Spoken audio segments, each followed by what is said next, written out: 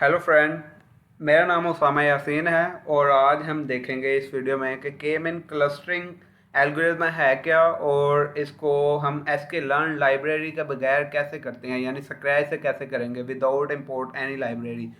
तो सबसे पहले हम देख लेते हैं कि ये के मीन एल्गोरिथम है क्या और के मीन्स क्या है। बेसिकली के मीन्स क्या है? के मीन क्लस्टरिंग। जैसे कि क्लस्टरिंग है तो इससे पहले सबसे पहले तो ये है अनसुपरवाइज्ड लर्निंग में आता है। मशीन लर्निंग की एक ब्रांच है जिसमें अनसुपरवाइज्ड लर्निंग में ही ये के मीन क्लस्टरिंग आएगा। अनसुपरवाइज्ड लर्निंग में हमारे पास लेबल्स नहीं होते, हम सिर्फ फीचर की बेस पे काम करते हैं। अब हमारे पास लेबल मिसिंग होते हैं। जैसे कि क्लस्टरिंग का मतलब है ग्रुपिंग करना या क्लस्टर बना देना, तो ये क्लस्टर बनेंगे on the basis of features. और के यहाँ पे मतलब है, के का मतलब है कि ग्रुप कितने बन रहे हैं यहाँ पे। और के मेन क्लस्टरिंग में टोटली हम एक एल्गोरिथम बनाएंगे जिसमें हम पहले सबसे पहले रैंडमली हम उनको बता देंगे कि हमारे इतने ग्रुप हैं। और इस ग्रुप में फिर हम उसको रैंडमली उसके सेंट्रॉइड पॉइंट बताएंगे। उसके बाद उसका डाटा को रीअरेंज करके जिस जिस ग्रुप में जाता होगा भेज के, फिर हम उसके बाद ग्रुपिंग वैल्यू जो जो आई है ग्रुप में उसको ऐड करेंगे, उनकी एवरेज लेंगे और अपने सेंट्रॉइड पॉइंट को अपडेट कर देंगे। और जैसे जैसे सेंट्रॉइड पॉइंट अपडेट करेंगे वैसे वैसे जो है हमारा ये एल्गोरिदम चलता जाएगा। ये हमने दो या तीन या चार दफ़ा हमने ये इसी तरह चलाना है ताकि ये हमारा एल्गोरिदम कंप्लीट हो जाए। और वो ग्रुपिंग में वैल्यू को असाइन करने का वो है तरीका ये है कि हम उसके जो है ग्रुप की वैल्यू को उसके क्लस्टर की वैल्यू जो भी आई हुई है हमने रैंडम सेलेक्ट की हुई है उसमें से माइनस करेंगे और जो सबसे कम वैल्यू आएगी उस ग्रुप में वो असाइन होगा। अगर दोनों के इक्वल आती है वैल्यू तो हम जिस मर्जी ग्रुप में असाइन कर सकते हैं उसको। तो लेट्स स्टार्ट विद कोड। सो हम स्टार्ट करते हैं अपना के मीन क्लस्टरिंग का कोड। सबसे पहले हम एक हेडिंग दे लेते हैं ये कि हमारा कोड क्या है। हमारा कोड है के मीन्स क्लस्टरिंग। के मीन्स क्लस्टरिंग है। आज के हम कोड में इसमें हम एस के लर्न की लाइब्रेरी को इंपोर्ट किए बगैर यानी स्क्रैच से जेनेरिक कोड करने की कोशिश करेंगे। और ये कोड बहुत ही सिंपल होने वाला है आपके लिए। Let's start. हम टाइम के वेस्ट किए बगैर हम स्टार्ट करते हैं। सबसे पहले हमने एक लाइब्रेरी इंपोर्ट कर लेनी है। इंपोर्ट कर ली लाइब्रेरी नमपाई की। नमपाई लाइब्रेरी जो है वो हम as a N P import करते हैं, जैसा कि सारा कुछ बेसिकली चलता ही एन पी के साथ है। और ये नमपाई की लाइब्रेरी हम यूज़ क्यों कर रहे हैं, ये हम करते हैं यूज़ लीनियर अलजेब्रा के लिए। इसमें फंक्शन होता है, वर्किंग करता है ये डोमेन लीनियर अलजेब्रा के साथ। और इसके बाद हम आ जाते हैं इंपोर्ट कर लेते हैं एक लाइब्रेरी पांडास की एज अ पीडी। ये लाइब्रेरी हम इंपोर्ट करते हैं। ये है पाइथन में एक लाइब्रेरी है बिल्ट इन। इसमें बहुत से रिफ्रैक्टरी टॉक्स एसोसिएट होते हैं, वर्किंग करता है डाटा पे, डाटा क्लीनिंग पे, डाटा फिल कैसे होता है, data normalisation, merging and join, visualisation कैसे होती है, उसके बाद डाटा इंस्पेक्शन आ गया, loading and saving and more much होता है। और इसमें हम इसको सबसे पहले तो हम इसको यूज़ करेंगे अपनी फाइल को रीड करने के लिए जो हमने पीछे CSV फाइल बनाई होगी, वो भी आपको दिखाता हूँ। पहले हम इस लाइब्रेरी को इंपोर्ट कर लें। उसके बाद हम आगे इंपोर्ट लाइब्रेरी करेंगे एक रैंडम की एक लाइब्रेरी है पाइथन में जो कि यूज़ होती है। इसको हम RD के तौर पे यूज़ करेंगे। रैंडम की लाइब्रेरी यूज़ होती है, ये बिल्ट इन फंक्शन है जिसमें हम जो है ना रैंडम नंबर जनरेट करता है। इसमें ये रैंडम नंबर जनरेट करने के लिए होती है। और वेरियस डिस्ट्रीब्यूशन होती है इसमें। हम जो है रैंडम में उसको जो भी वो आगे हम देख लेते हैं, जो भी हमने वो आगे उसमें पैरामीटर पास करने हैं उसकी वो लिमिट वगैरह होती है, वो जब यूज़ करेंगे हम देख लेते हैं। उसके बाद हम इंपोर्ट करेंगे मैटप्लॉट लिब की लाइब्रेरी डॉट पाईप्लॉट के साथ।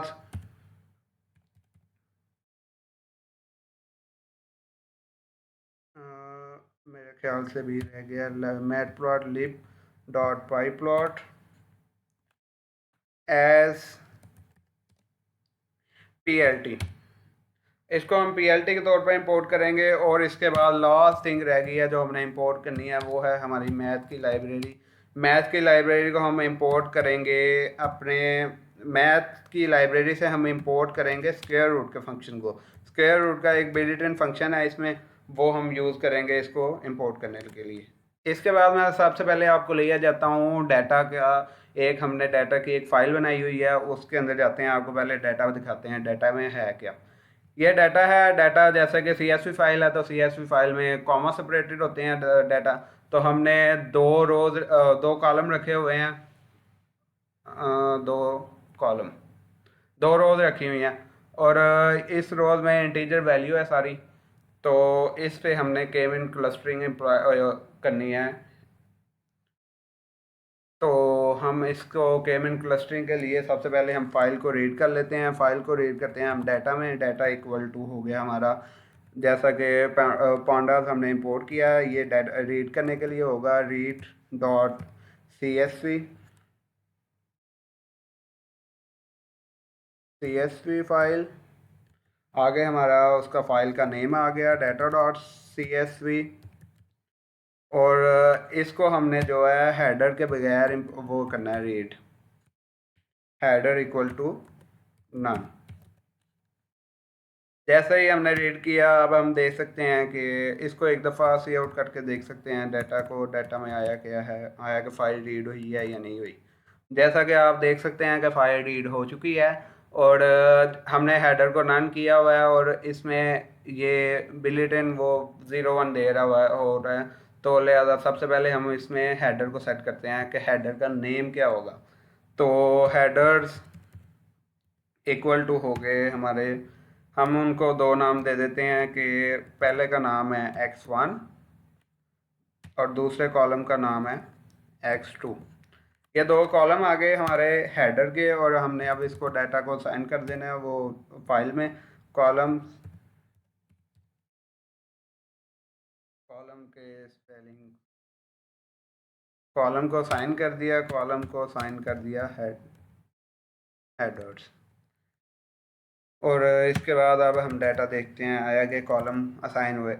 अब इसमें कॉलम असाइन हो चुके हैं, जैसा कि आप देख सकते हैं कि डाटा भी आ गया और x1 और x2 भी ऊपर लेबल होके मिल गया, हमें कॉलम असाइन हो गए हैं। अब हम क्या करते हैं कि डाटा को हम एक कॉपी जनरेट कर लेते हैं। x में हम रखवा लेते हैं डाटा,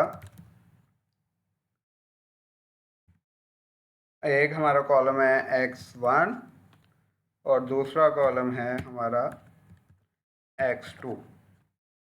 एक्स में आ गया डाटा हमारा। उसके बाद हमने क्या किया, हमने डॉट स्कैटर एक फंक्शन है, उसके ज़रिए जो हमारा डॉट स्कैटर फंक्शन है वो है मैटप्लॉटलिब के अंदर फंक्शन आता है डॉट स्कैटर। डॉट स्कैटर में हम क्या करते हैं कि डॉट स्कैटर एक डायग्राम बिल्ड करता है जो कि डॉट जिसमें डाटा सेट जो रिप्रेजेंट होते हैं वो डॉट के बेस पे होते हैं। उसमें सारे डाटा सेट जो है ना वो डॉटेड तौर पर हम ड्रा करके आपको दिखाते हैं, वो डॉटेड रिप्रेजेंट होंगे ग्राफ के ऊपर।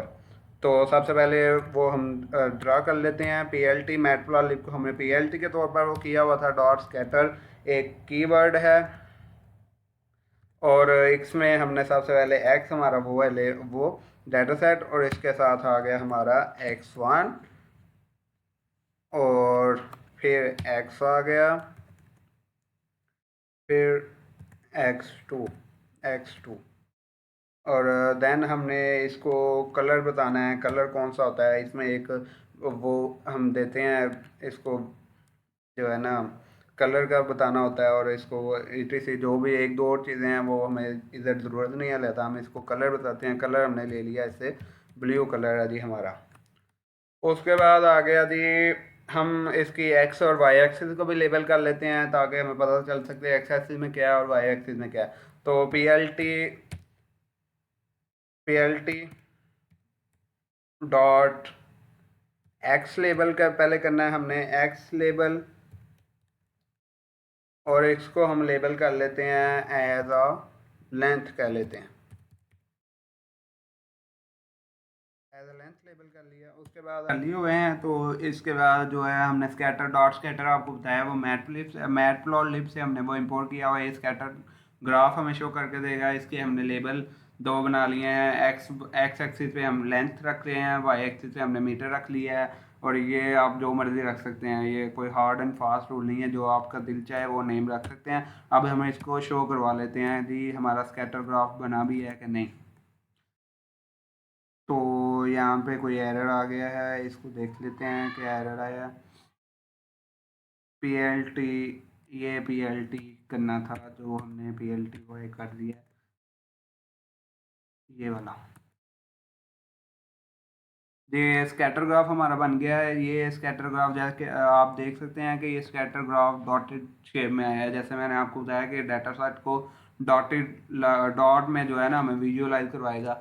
डाटा सेट आप देख सकते हैं, ये हमारा डाटा सेट है, इसमें इंटीजर वैल्यूज़ हैं दो कॉलम में, और ये कॉमा सेपरेटेड है, CSV फाइल है, और यहाँ पे हमने ये CSV फाइल रीड करवाई है और इसका स्कैटर ग्राफ बना लिया है। जैसा कि अब हमने एक फर्स्ट ऑफ ऑल तो हमने डाटा रीड कर लिया, उसके बाद हमने इसका स्कैटर ग्राफ बना के हमने देख लिया है कि ये डाटा विजुअलाइज कैसे हो सकता है, यानी स्कैटर कैसे शो हो रहा है। इसके बाद सबसे पहले के मीन क्लस्टरिंग की तरफ, अब हम मेन के मीन क्लस्टरिंग की तरफ चलते हैं। मेन के मीन क्लस्टरिंग में सबसे पहले तो हमने जैसे आपको बताया कि ग्रुप डिफाइन करने हैं, ग्रुप होंगे कितने वो हमने खुद डिफाइन करने होते हैं कि के की वैल्यू क्या होगी। उसके बाद हमने जब के की वैल्यू डिफाइन कर लिया, फिर हमने सेंट्रॉइड पॉइंट जो है ना रैंडमली सिलेक्ट करके दे देने हैं पहली दफ़ा के रैंडम सेंट्रॉइड पॉइंट ये हैं। और जब ये रैंडम सेंट्रॉइड पॉइंट हमारे सिलेक्ट हो जाएंगे, फिर हम जो है ना फिर हम उसके बाद जो है सेंट्रॉइड पॉइंट के बाद हमने जो है एक दफ़ा ये अपना प्रोसेस कंप्लीट करना है। प्रोसेस में ये होगा कि जो वैल्यू जिस जिस ग्रुप में जानी होगी वो जाएंगी, और उसके बाद हम सारी ग्रुप की एक ग्रुप की वैल्यू को सम करेंगे, एवरेज निकाल के उस एवरेज से हम सेंट्रॉइड पॉइंट को अपडेट करेंगे। अब ये सेंट्रॉइड पॉइंट अपडेट होते जाएंगे और हमारा प्रोसेस चलता जाएगा। ये दो या तीन दफ़ा, तीन चार दफ़ा हम ये चलाएंगे प्रोसेस, और हम देख सकेंगे कि के मीन क्लस्टरिंग हमारी कंप्लीट हो जाएगी। सबसे पहले हम चलते हैं कोड की तरफ, और हमारी हाँ जैसा कि मैंने बताया आपको कि हमने हमने खुद ग्रुप डिफाइन करने हैं। के की वैल्यू क्या होगी, हमने दे दी यहाँ पे के की वैल्यू 3 है हमारी, लेट्स से। अब सेंट्रॉइड पॉइंट लिखने हैं, हमारे सेंट्रॉइड पॉइंट निकलने हैं। सेंट्रॉइड पॉइंट के लिए मैंने बताया आपको कि सबसे पहले तो हम सेंट्रॉइड पॉइंट रैंडमली लेंगे, सेंट्रॉइड पॉइंट को रैंडमली लेंगे। सेंट्रॉइड पॉइंट रैंडमली लेने के लिए मैंने ऊपर रैंडम की लाइब्रेरी इंपोर्ट करवाई हुई है, और रैंडम की लाइब्रेरी के अंदर एक सैम्पल का फंक्शन है, बिल्ट-इन फंक्शन आता है, और इसको हम दे देते हैं n इक्वल टू के, यानी नंबर की लिमिट देनी होती है। के एक इंटीजर वैल्यू है, और इसमें दो पैरामीटर पास हो सकते हैं, सीक्वेंस हो सकता है, और एक के के नाम से होता है। और हमने यहाँ पे n इक्वल टू के रखा है, यानी एक इंटीजर पास कर दिया, ये स्पेसिफाई करेगा लेंथ कितनी होगी सैंपल की। सेंट्रॉइड पॉइंट हमारे यहाँ पे इस लाइन के बाद अपडेट हो जाएंगे, यानी सेंट्रॉइड पॉइंट निकल आएंगे। अब हम क्या करते हैं, हमने सेंट्रॉइड पॉइंट आ गए, अब हम सेंट्रॉइड पॉइंट देख लेते हैं। सेंट्रॉइड पॉइंट निकल है, के इज़ नॉट डिफाइन, ये के हमारा स्मॉल लिखा हुआ है, ऊपर हमने के बड़ा लिखा हुआ है, इसलिए के इज़ नॉट डिफाइन। अब हम यहाँ पे देख लेते हैं जी सेंट्रॉइड पॉइंट निकले क्या हैं बेसिकली।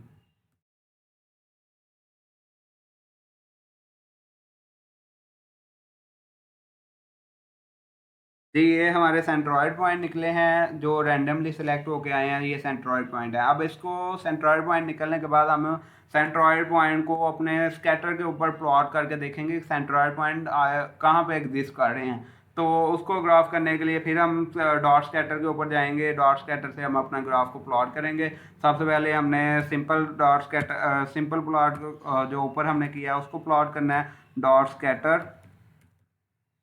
और इसमें हमारे पास आ गया जी सबसे पहले एक्स हमारा डेटा सेट है, और उसके अंदर पहला कॉलम हमने रखा हुआ था x1, और फिर हमारा एक्स ही डाटा सेट है, उसके अंदर हमने दूसरा कॉलम रखा हुआ था x2, और उसका कलर रखा हुआ था c equal to blue. Blue colour में हमने सिंपल जो स्कैटर बनाया था वो आ गया। उसके बाद हमने एक अब स्कैटर में हमने वो डिफाइन करने हैं कि हमारे सेंट्रॉइड पॉइंट कहाँ पे लाई कर रहे हैं, तो हम इस सेंट्रॉइड पॉइंट को डिफरेंट कलर देंगे। तो डिफरेंट कलर के लिए हम जो है ना फिर इसको एक दफ़ा सेंट्रॉइड पॉइंट को इसके ऊपर ड्रा करते हैं, इसी एक ही उसी पे ग्राफ के ऊपर। अब यहाँ पे हमारे पास इस ग्राफ, अब जो हमारे पास ग्राफ आएगा इसमें हमारे पास सारे पॉइंट भी आएंगे और उसके ऊपर जो है हमारे सेंट्रॉइड पॉइंट भी हमें दिखाई देंगे कि सेंट्रॉइड पॉइंट क्या है। सेंट्रॉइड पॉइंट हमने सबसे पहले x1 का ले लिया, फिर उसके बाद ले लिया जी सेंट्रॉइड है सेंट्रॉइड्स x2 का ले लिया। उसके बाद हमने इसको डिफरेंट कलर दे देना ताकि हमें ग्राफ में आइडेंटिफाई कर सकें जी ये हमारे सेंट्रॉइड पॉइंट है। इसको हमने कलर दे दिया जी रेड कलर है ये। उसके बाद हमने ये रेड कलर आ गया इसका, ये देखिए जी ये सेंट्रॉइड पॉइंट आ गए। इसको हम पहले लेबल कर लेते हैं कि एक्स और वाई पे क्या हमारे पास लेबल है, वो हमने यहाँ से कॉपी कर लिया। अब इसको यहाँ पे लेबल कर लिया हमने, ये लेबल क्या होगा जी ये देख सकते हैं आप कि एक्स और वाई ये एक सेंटर एक ग्राफ वो हुआ है, ग्राफ उसी तरह का वही हमारे पास जो ऊपर हमने स्कैटर बनाया था वही स्कैटर है। और उसके बाद ये वाला पॉइंट जो आप देख रहे हैं ये मेरे ख्याल से रेड हुआ है, यानी ये सेंट्रॉइड पॉइंट के तौर पर गया है। उसके बाद यहाँ पे ये वाला पॉइंट उसने रेड किया है, ये भी सेंट्रॉइड पॉइंट है। और ये भी एक पॉइंट है जो उसने रेड किया है रेड कलर में, ये भी सेंट्रॉइड पॉइंट है। ये रैंडमली सिलेक्ट कर लिया उसने सेंट्रॉइड पॉइंट। हमने सेंट्रॉइड पॉइंट देख लिए हुए हैं, ये रैंडमली सिलेक्ट हो गए हैं। अब हम सेंट्रॉइड पॉइंट के बाद इसकी ग्रुपिंग की तरफ जाएंगे कि ग्रुपिंग कैसे करनी है इसकी। ये हमने सेंट्रॉइड पॉइंट तक कर लिया, यहाँ तक सब सिंपल था। अब उसके बाद हम कुछ लाइब्रेरीज यूज़ करेंगे और कुछ फंक्शन यूज़ करेंगे। डॉट आइटर रोज। आइटर रोज क्या करेगा कि हमारे पास आइटर रोज जो फंक्शन होता है इसमें जो पैरामीटर नहीं होते, और ये जो है हमारे पास आइटर रो जो है ना iterator with to object each row and index, ये जो है ना हमारे पास एक दो ऑब्जेक्ट बना के हमें जो है ना देगा वो। ईच आइटरेशन के बाद जो है ना एक आइटरेशन के बाद जो है ये एक इंडेक्स का ऑब्जेक्ट और एक रो का ऑब्जेक्ट प्रोड्यूस करता है। तो इससे हम सबसे पहले अब इक्विलिडियन डिस्टेंस यूज़ करते हुए दो तीन डिस्टेंस के फार्मूले हम इसमें इक्विलिडियन डिस्टेंस यूज़ करते हुए पहले डिस्टेंस कैलकुलेट कर लेंगे। फिर उस डिस्टेंस को कैलकुलेट करने के बाद हम जो है ना इसकी ग्रुपिंग करेंगे डाटा की। और ग्रुपिंग के बाद जो है हम इसको दो तीन दफ़ा ये ग्रुपिंग रिवाइज करके हम यहाँ पे आगे हमने एक वेरिएबल रख लिया डिफरेंस के नाम से, उसको हमने बंद कर दिया। ये वेरिएबल हमारा जो है ना वाइल एक हमने लूप लगाना है उसको कंट्रोल करने के भी काम आएगा। और आगे जाके जब ये ज़ीरो हो जाएगा तो हम इसको ब्रेक कर देंगे लूप को। और जे को इक्वल टू रख लिया ज़ीरो। अब हमने एक वाइल लूप लगा लिया, वाइल लूप लगाया है जी। ये हमारी ग्रुपिंग का बताएगा जी, ग्रुपिंग कब तक चलेगा, ये हमारा वाइल लूप बताएगा ये प्रोसीजर कब तक चलेगा, कितनी दफ़ा चलेगा। तो ये हम आगे जाके देखते हैं, जाके देखते हैं। इसके बाद हम आगे जी वाइल लूप लग गया। वाइल लूप के अंदर जैसा कि आपको पता है वाइल लूप के आगे कॉलन और उसके बाद फोर स्पेसिस आ गई खुद ही, और ये वाइल लूप के सिंटैक्स के अंदर हमें ऐड होगी। अब हमने एक एक्स ट्री वेरिएबल में आया जिसको हमने डेटा सेट दे दिया एक्स, यानी एक्स ट्री में एक कॉपी चली गई है। आई को इक्वल टू वन कर लिया, आई को वन कर लिया। उसके बाद हमने एक फॉर लूप लगा लिया, फॉर लूप लगाया जी। ये सबसे पहले हम बेसिकली काम करने लगे हैं जी, हमने डिस्टेंस कैसे कैलकुलेट करना है। और ये डिस्टेंस जैसे कि मैंने आपको बताया है एक्विलिडियन डिस्टेंस होगा, तो एक्विलिडियन डिस्टेंस फाइंड करने के लिए हम ये काम करने लगे हैं। ये फॉर लूप उसी के लिए काम कर रहा है। सबसे पहले इंडेक्स वन और ये रो रख लिया, रो और ये सी, ये वेरिएबल का नाम है, आप जो मर्जी रख सकते हैं। और उसके बाद हमने ये सेंट्रॉइड के जरिए सेंट्रॉइड पे आइटरेटर चलाना है, सेंट्रॉइड्स और डॉट आइटर आइटर रोज। ये आइटर रोज मैंने आपको बताया है जो है वो रो का वो बना देगा हमें। ये रोज पे एक ऑब्जेक्ट डाटा फ्रेम का और एक ऑब्जेक्ट वो रो का जो है ना ये हमें रिटर्न करता जाएगा, एक रो को दूसरी रो के साथ जो है ना ये आइटर रो काम करेगा, हर रो का दूसरी रो के साथ चलाते हुए। उसके बाद हमने एक ई डी के नाम से जो है ना एक सिंपल जो है ना एक खाली अरे बना लिया, समझ ले, यही समझ ले। उसके बाद आगे जी हमने इसके अंदर एक और फॉर लूप लगा लिया। अब ये फॉर लूप जो होगा इसमें हमने एक इंडेक्स 2 ले लिया और रो ले ली, रो है हमारे पास, लेट्स से ऊपर हमने सी लिया तो यहाँ पे डी ले लिया और इन एक्स डी। अब ये जो हमने वो एक्स डी ऊपर डिक्लेयर किया था वो हमारे इस काम आ रहा है। एक्स डी आ गया। एक्स डी के ऊपर अब हमने आइटर रो चला लेना है, आइटर रोज एक्स डी भी आ गया। अब ये फॉर लूप के अंदर हमने पहला तो D1 डिस्टेंस है जो कि हमने कैलकुलेट करना है। ये होगा क्या जी, हमारे पास एक D1 होगा, एक D2 होगा, उनका जो है ना हमने स्क्वायर रूट लेना होगा लास्ट पे। उनको कैलकुलेट करके उनका स्क्वायर करके फिर उनको स्क्वायर रूट, पहले स्क्वायर करना है फिर हमने स्क्वायर रूट करना है उसका। तो स्क्वायर रूट के लिए हमने ऊपर मैथ का फंक्शन और डिफाइन किया हुआ है। मैथ का फंक्शन से हमने स्क्वायर रूट को इंपोर्ट किया हुआ है। और जैसा कि आप देखेंगे हम कि हमने स्क्वायर कैसे करना है वो हम डबल स्टैटिक लगा के हम स्क्वायर फाइंड करना जानते हैं इसमें। तो हम सबसे पहले D1 यानी एक पॉइंट आ गया हमारे पास D1। D1 को हमने रो ऑफ सी के साथ और इसके पास हमारे पास कॉलम है, फर्स्ट कॉलम ले लिया हमने x1 और इसको माइनस कर दिया हमने रो ऑफ डी में से।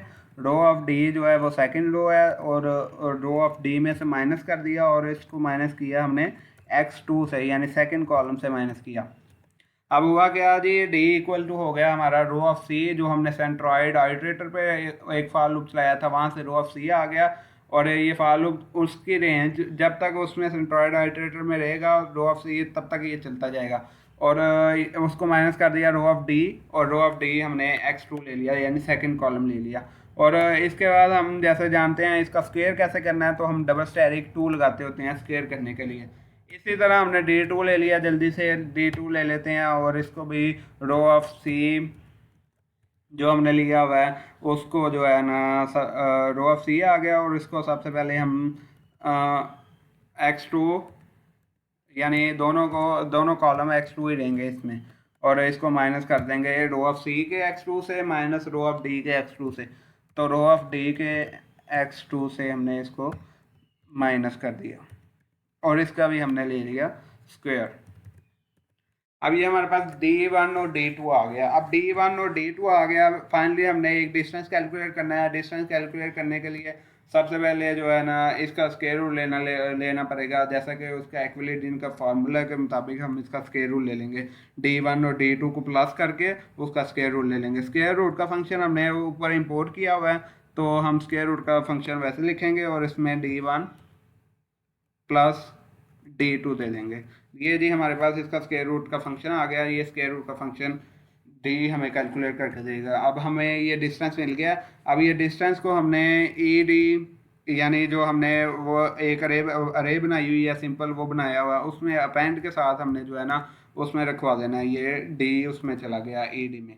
अब ये अपेंड क्या, अपेंड एक मेथड है पाइथन में जो add a single item to existing list. जो हमने वो लिस्ट बनाई हुई है एक्स डी ई डी की, वो खाली लिस्ट थी, उसमें जो है ना हमने अपेंड करवा के एक्स डी में हमारे पास एक डिस्टेंस चला गया। यानी ये लिस्ट के अंदर वैल्यू को सिंगल वैल्यू को जो है ना वो एंटर करता जाएगा। तो ये अपेंड हो गया हमारे पास। उसके बाद आ गए जी हम अपेंड के बाद आ गए x of i. X of i यानी आई हमने ऊपर डिक्लेयर किया हुआ 1 है तो एक्स ऑफ 1 इक्वल टू हो गया हमारे पास ई डी में जो भी होगा वो एक्स ऑफ 1 हो गया। अब हमने I equal to I plus 1 कर लिया यानी आई को एक दफ़ा इंक्रीज कर दिया। ये जी हमारा फॉर लूप का काम यहीं तक था बस। इसके बाद हमने एक सी की फिर एक वो ले ली, लिस्ट ले ली जो ब्लैंक है, खाली है। उसके बाद ये जो हमने ये वाला लूप लिखा है ये हमें क्या कैलकुलेट करके देगा, ये हमें कैलकुलेट करके देगा इसका डिस्टेंस। ग्रुपिंग किस डिस्टेंस के बेस पे करनी है वो डिस्टेंस यहाँ से हमने एक्विलिडियन डिस्टेंस यहाँ से कैलकुलेट कर लिया। यहाँ से हमारी ग्रुपिंग की डिस्टेंस निकल आया। अब हमने फॉर लूप लगा लिया जो हमें जो है ना क्लस्टर और उसकी पोजीशन कहाँ पे अपेंड करना है पोजीशनें कैलकुलेट करके देगा। और फिर हम डॉट ग्रुप बाय एक वो है फंक्शन वो यूज़ करेंगे और उस फंक्शन के ज़रिए जो है हम न्यू सेंट्रॉइड अपडेट करेंगे। और न्यू सेंट्रॉइड अपडेट करने के बाद जो है ना हम फिर इसको ड्रा करने की कोशिश करेंगे, देखते हैं आगे क्या होता है। और सबसे पहले आपको बताता था वो डॉट ग्रुप बाय है क्या। बेसिकली डार्ट ग्रुप है भी एक डाटा फ्रेम है, वो पांडास का है वो डाटा फ्रेम जो यूज़ करते हैं हम स्प्लिट करने के लिए डाटा को ग्रुप में on the basis of some criteria. उसमें जो है ना हम कुछ उसके बेसिस पे हम जो है ना उसको ग्रुप में वो करते हैं। उसका सिंटैक्स होता है उसमें जो है डाटा फ्रेम हो गया, डाटा फ्रेम यानी जिसको हमने ग्रुप्ड करना है। तो डाटा फ्रेम यहाँ पे हमने एक्स लिया हुआ है तो एक्स को हम ग्रुप में करेंगे। और उसके बाद हमने बाय किसके करना है, वो हमने वो क्लस्टर के जरिए करना है। तो उसमें कुछ पैरामीटर जाते होते हैं, by axis level as index sort. तो इसकी हमें इतनी ज़्यादा ज़रूरत नहीं है, हम तो क्लस्टर के जरिए ग्रुपिंग करेंगे यहाँ पे। तो हम उसकी तरफ चलते हैं क्लस्टर के जरिए ग्रुपिंग करने के लिए। तो उसका जो है ना नेक्स्ट प्रोसीजर शुरू करते हैं। अब एक फॉर लूप आ गया जी हमारे पास, फॉर लूप इंडेक्स। अब फॉर लूप इंडेक्स आ गया। अब हमने रख लिया जी रो, जब तक रो है इन रेंज इन एक्स, और एक्स के ऊपर आइटर रोज, ठीक है। और ये आ गया जी हमारे पास आइटर रोज। उसके बाद आ गया जी एक हमने ले लिया मिन डिस्टेंस, मिनिमम डिस्टेंस का एक हमने वेरिएबल ले लिया। मिनिमम डिस्टेंस जो है ना वो हमारे पास इक्वल हमने कर दिया जी रो ऑफ वन के इक्वल है जी। सबसे पहले इसको इनिशियलाइज कर दिया, रो ऑफ वन के इक्वल है। और पोजीशन जो हमने एक पोजीशन का वेरिएबल लेना है जिससे हमें पता चलेगा जी पोजीशन कौन सी है, तो उसको भी हमने सबसे पहले वन कर लिया। अब उसके बाद हमने एक फॉर लूप लगाया। फॉर लूप कहाँ तक चलेगा, फॉर लूप चलेगा आई इन रेंज, रेंज जहाँ तक है, रेंज है जहाँ तक जब तक के की रेंज में है। तो यहाँ तक एक फॉर लूप लगा लिया। अब इस फॉर लूप के अंदर आ गए। अब इस फॉर लूप के अंदर आके हमने क्या करना है, मैं इसको नीचे कर लूँ। इस फॉर लूप के अंदर आके हमने देखना है कि जब तक row of i plus one less than min distance है, जैसे कि मिन डिस्टेंस हमने वो आई हमने वो वन रख लिया हुआ है। तो जब जब तक रो ऑफ आई वो है, अगर रो ऑफ आई जो है लेस देन है मिन डिस्टेंस है, तो मिन डिस्टेंस को हमने इक्वल कर देना है row of i plus row of i के। और पोजीशन भी हो गई हमारी row of i plus one. अब प्लस वन से शुरू करेंगे, आई प्लस वन से हमने ये शुरू करना है लोग। इफ आ गया जिसमें हमने अब क्या करना है, इसमें हमने सेंट्रॉइड पॉइंट जो न्यू निकालने हैं वो इसमें कैलकुलेट करेंगे। इसमें जो है सबसे पहले हमने वो रो जो है मिन डिस्टेंस को हमने वो कर लिया डिफाइन। इसके बाद जो है हम रो को अब एक इफ की कंडीशन लगाएंगे, अगर रो जो है वो लेस देन है मिन डिस्टेंस है तो फिर हम मिन डिस्टेंस को रो प्लस रो के इक्वल कर देंगे और पोजीशन को अपडेट कर देंगे। और इसी तरह ये फॉर लूप चलता जाएगा। तो हम इस फॉर लूप में जो है ना ये जो सी की हमने एक लिस्ट बनाई हुई है, इसमें हम पोजीशनों को अपेंड करवाते जाएंगे। तो सबसे पहले हम इफ़ की तरफ चलते हैं। इफ़ की कंडीशन क्या होगी, if row of i plus one is less than है हमारे पास मेन डिस्टेंस के। तो देन क्या करें, इस इफ़ के अंदर जाके हमारे पास इफ़ के अंदर आ गए। तो इफ़ के अंदर जाके क्या करें, मेन डिस्टेंस अगर ये लेस देन है तो हमारे पास मेन डिस्टेंस को ये इक्वल कर दे row of i plus one. यानी अब मेन डिस्टेंस अपडेट हो गया तो हमें पोजीशन भी अपडेट करने की ज़रूरत है। तो पोजीशन हमारी अपडेट हो गई, पोजीशन हो गई आई प्लस वन। अब हमने इसको जो है ना जैसे पोजीशन अपडेट हुई हमने इसको अपेंड करवा देना है अपनी ऊपर वाली अरे के अंदर, ये अपेंड होती जाएगी हमारी पोजीशन।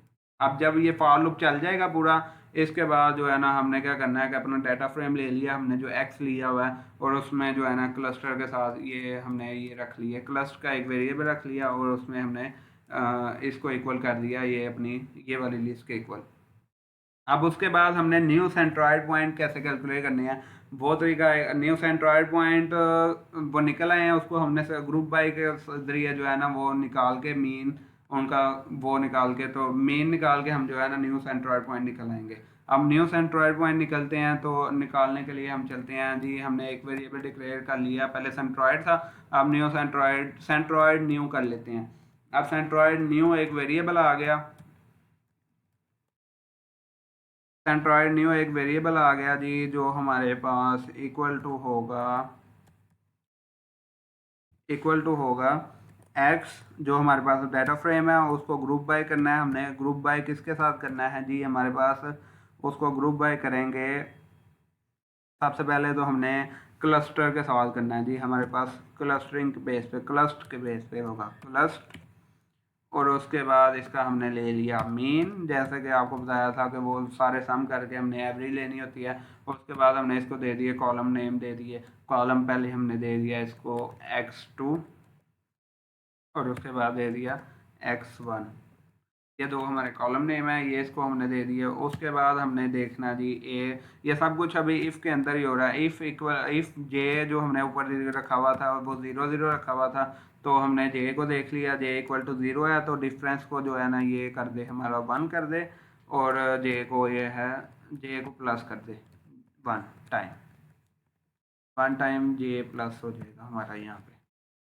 उसके बाद आ गया जी, अगर इफ़ है तो ये है, तो एल्स में क्या होगा, एल्स का एक केस होगा जिसमें हमने जो है ना डिफरेंस को वैल्यू असाइन करनी है। डिफरेंस यानी अगर डिफरेंस की बेस पे हमारा वाइल लूप चल रहा है तो डिफरेंस जब 0 होगा तब भी वाइल लूप हमारा ब्रेक होना, क्योंकि ये सारा काम वाइल लूप के अंदर हो रहा है। तो डिफरेंस को जो है ना सेंट्रॉइड जो न्यू निकला है एक्स, उसको जो है ना पुराने वाले सेंट्रॉइड से माइनस करते जाएंगे और इनको सम कर लेंगे।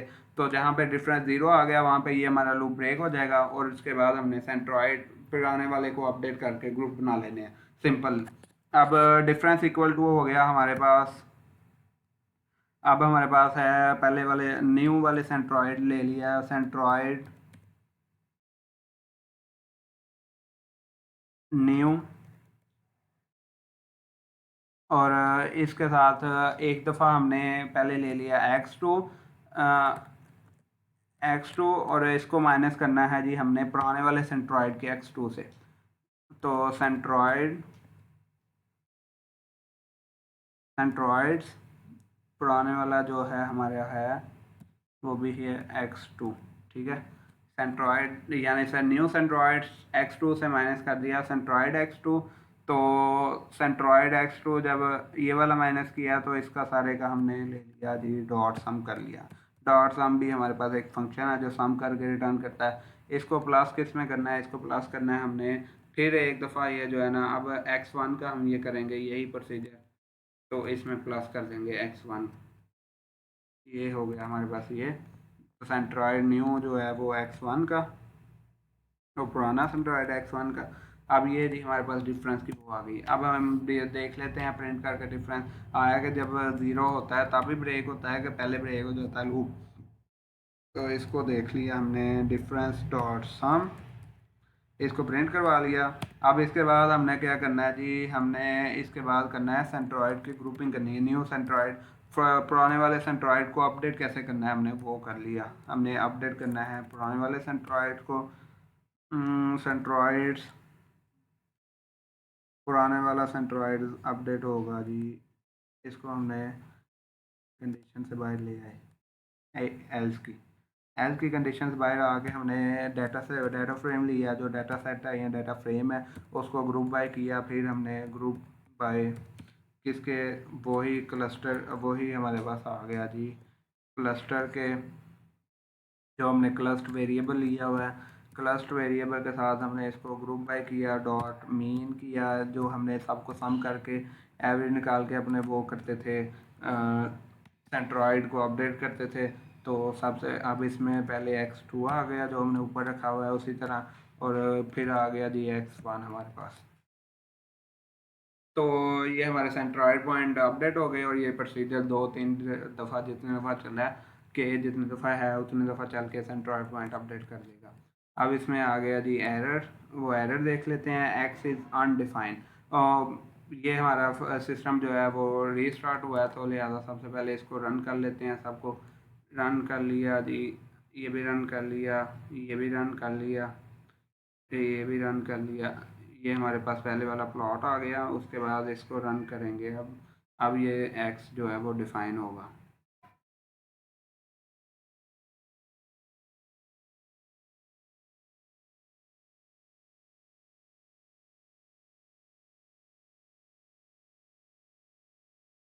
ये लूप हमारा चलता जा रहा है, इधर कुछ गलती आ गई है, मिस्टेक आ गई है, तो इसको चेक कर लेते हैं।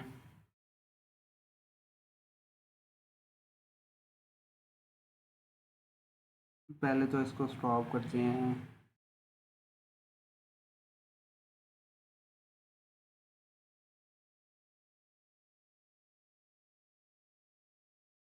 पहले तो इसके आउटपुट क्लियर किया, इसको स्टॉप किया। अब इसमें गलती देखते हैं जी, इसमें गलती क्या आई है हमारे पास। इसमें गलती क्या आई है जी, सेंट्रॉयड न्यू को हमने एक्स2 से ही माइनस किया है। लूप नहीं ब्रेक हुआ हमारा बेसिकली। तो लूप ब्रेक करने के लिए बस एक गलती है, वो देख लेते हैं। एक्स2 को माइनस कर दिया हमने एक्स1 से, एक्स2 से और सम कर लिया। और सेंट्रॉयड न्यू एक्स1 का माइनस कर दिया एक्स1 से और उसका सम ले लिया। और प्रिंट कर दिया हमने difference of sum. Difference equal to ये जे इक्वल टू ज़ीरो है। जे इक्वल टू ज़ीरो है तो ये कर देगा 1, इसको हमने किया हुआ है। और सेंट्रॉयड पॉइंट के क्लस्टर, सेंट्रॉयड पॉइंट को किया हुआ है हमने।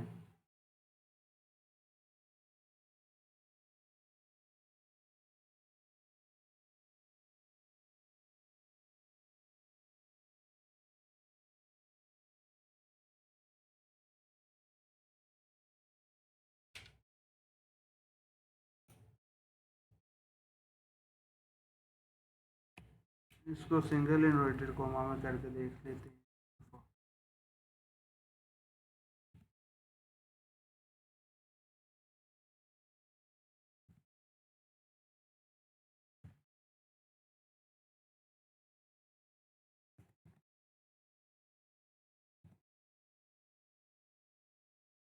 अब सबको एक दफ़ा रन कर दोबारा कि हमने आउटपुट वो की हुई है। इसमें एक्स अनडिफाइन है।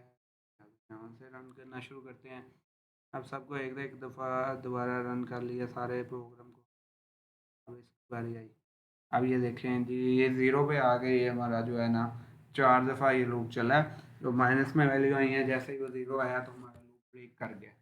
ये हमारे पास सेंट्रॉयड पॉइंट जो है ना अपडेट हो गए हैं।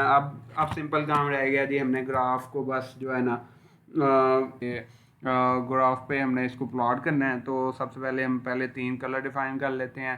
3 ग्रुप थे तो 3 अलग कलर होंगे हर ग्रुप के। तो वो डिफाइन कर लेते हैं जी। हमारे पास कलर आ गए जी, हमारे पास हैं ये कलर हैं जी। एक ग्रुप का कलर ब्लू होगा, एक का ग्रीन होगा, एक का सियान होगा। अब एक फॉर लूप चलाना है। जो फॉर लूप होगा वो हमारा जितने जितने ग्रुप बनाए हैं हमने उतने उतने टाइम वो फॉर लूप चलेगा। तो फॉर लूप आ गया हमारा। फॉर लूप में हमने जो है फॉर लूप रख लिया यहाँ पे। के एक वेरिएबल लिया हुआ है वैसे ही स्मॉल के नाम से। और लार्ज के आपको पता है वो ग्रुप का नंबर है। और उसके बाद हमारे पास फॉर लूप के बाद इस फॉर लूप में हमने क्या करना है कि जो हमारे पास हमने डाटा सेट, डाटा फ्रेम है डाटा का जो ऊपर सबसे ऊपर है, उसको इक्वल कर देना है हमने एक्स के, जो डाटा फ्रेम है एक्स का उसके क्लस्ट। और उसको जो है ना क्लस्ट के साथ और उसका इक्वल इक्वल टू एक कंडीशन चेक करके हम उसको इक्वल कर देंगे।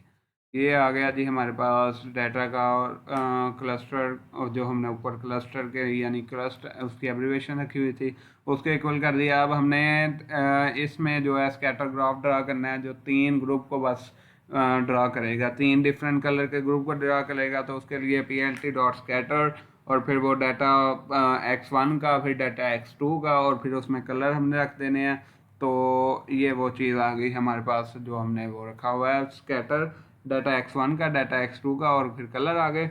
अब उसके बाद जो है, इसके बाद हमने सिंपली वो जो है ऊपर जो काम किया हुआ है ये वाला सेंट्रॉयड से जो है ना x1 और x2 और उसके वो लेबल सेलेक्ट करके हमने बस प्रिंटिंग करनी है। तो अब हम उसकी तरफ चलते हैं। तो ये लेबल सेलेक्ट करके हमने वो प्रिंटिंग कर ली। अब इसको रन करते हैं ज़रा क्या आता है जी। ये रन कर दिया हमने इसको। और इसके बाद ये हमारे पास 3 पॉइंट आ गए हैं सेंट्रॉयड पॉइंट रेड को। और 3 ग्रुप बने आ गए हैं ब्लू। और ये हो गया हमारे पास ग्रीन और एक हो गया सियान। और अब ये 3 सेंट्रॉयड पॉइंट के गिर्द पॉइंट कर रहे हैं। ये जी हमारा के मीन्स का टॉपिक था क्लस्टरिंग का, जो हमने विदाउट एस के लर्न जो के मीन्स की लाइब्रेरी है इंपोर्ट करके किया है। ये हमने विद स्क्रैच यानी जेनेरिक कोड किया है without import any other libraries.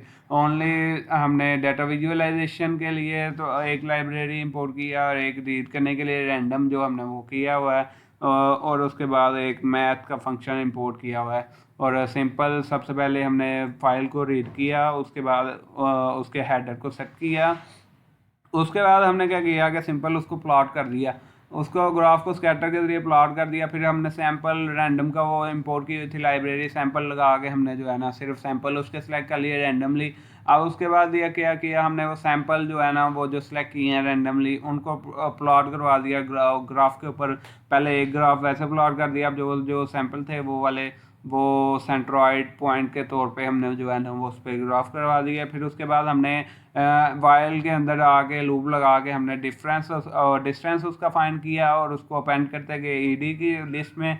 और उसके बाद फिर हमने जो है ना सेंट्रॉइड पॉइंट और पोजीशनें जो अपेंड करते गए सी की लिस्ट में, और सेंट्रॉइड पॉइंट निकल के अब न्यू सेंट्रॉइड पॉइंट जो निकले हैं वो ग्रुप बाय के जरिए हमने वो फाइंड कर लिए। और ग्रुप बाय के जरिए फाइंड करने के बाद हमने डिफरेंस को वो करके जब जब ज़ीरो आ गया तो हमारा लूप ब्रेक हो गया, क्योंकि हमने कंडीशन ही ये रखी हुई थी डिफ जब ज़ीरो आ गया तो लूप ब्रेक। सेंट्रॉइड पॉइंट अब न्यू सेंट्रॉइड से सेंट्रॉइड पॉइंट अपडेट हो गए। सेंट्रॉइड पॉइंट को हमने देखा कि वो अपडेट हो चुके हैं, पहले और थे अब और हैं।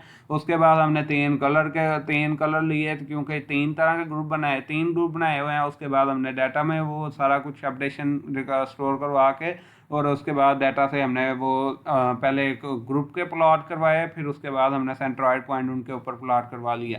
और ये था हमारा जी के मीन क्लस्टरिंग का टॉपिक। उम्मीद है आपको समझ आ गई होगी। अगर आपके इसके रिलेटेड कोई इशू है, कोई चीज़ समझ नहीं आई तो कमेंट बॉक्स में ज़रूर हमें इन्फॉर्म कीजिएगा, मैं आपको जो है ना रिप्लाई दूंगा वहाँ पे। Thank you so much. अल्लाह हाफिज़।